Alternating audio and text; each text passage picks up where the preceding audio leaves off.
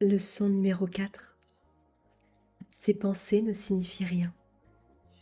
Elles sont comme les choses que je vois dans cette pièce, dans cette rue, de cette fenêtre, dans ce lieu.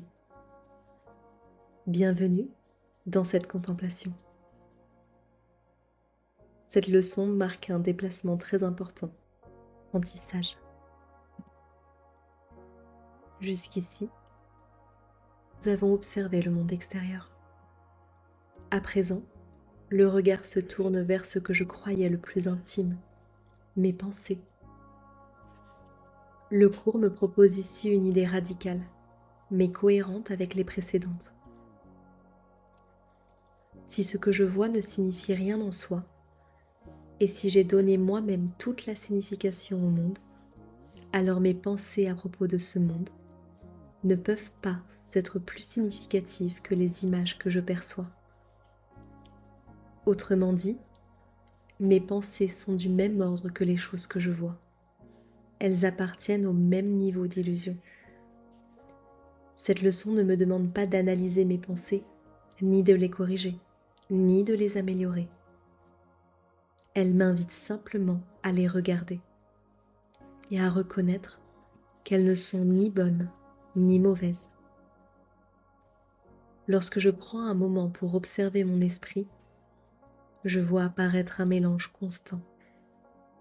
Pensées agréables, pensées inquiètes, pensées neutres, pensées confuses.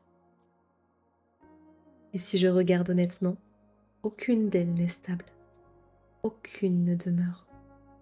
Aucune ne dit quelque chose de définitif sur ce que je suis. C'est pour cela que le cours affirme qu'aucune de ces pensées ne représente mes pensées réelles. Les pensées que je juge bonnes ne sont pas la vérité. Elles sont seulement des versions plus acceptables du même système de pensée illusoire. Les pensées que je juge mauvaises ne sont pas plus vraies non plus. Elles bloquent la vision de la paix, mais les bonnes la rendent simplement plus floue. Ainsi, je n'ai pas à choisir entre elles.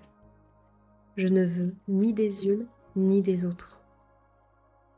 Cette leçon est un premier entraînement à distinguer l'insignifiant du signifiant. Ce qui est insignifiant se trouve à l'extérieur, dans les images, pensées qui les commandent. Ce qui est signifiant ne se trouve pas là. Il est plus profond, plus silencieux. Au-delà de ce flot de commentaires mentaux, lorsque j'applique cette idée à mes pensées, je commence à comprendre quelque chose d'essentiel. Je ne suis pas ce qui pense, je suis celui qui observe.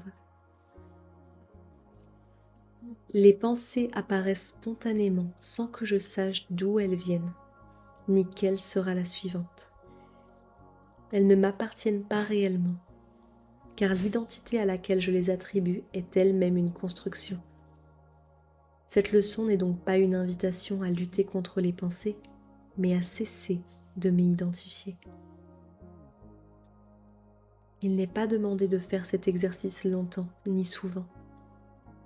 Le cours est très doux ici. Il sait que suspendre le jugement sur ses pensées est difficile au début. Il me suffit d'un court instant pour regarder une pensée et dire simplement « cette pensée ne signifie rien ».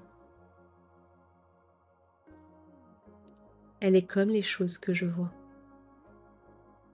Dans cet instant, quelque chose se dessert.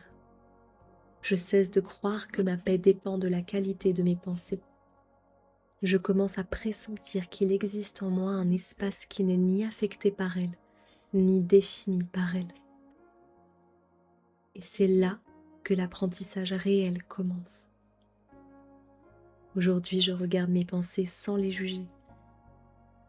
Et je reconnais qu'elles ne définissent pas ce que je suis. Ces pensées ne signifient rien. Elles sont comme les choses que je vois dans cette pièce, dans cette rue, de cette fenêtre, dans ce lieu.